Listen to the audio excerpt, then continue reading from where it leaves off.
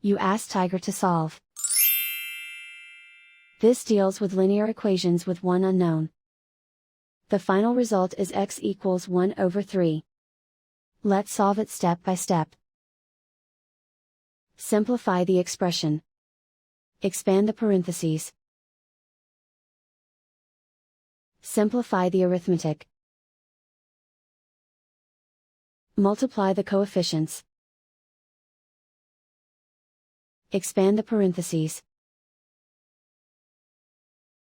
Group like terms. Simplify the arithmetic. Group all constants on the right side of the equation. Add 28 to both sides. Simplify the arithmetic.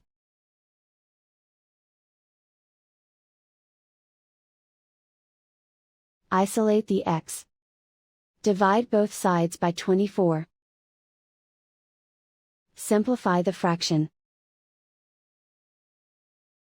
Find the greatest common factor of the numerator and denominator.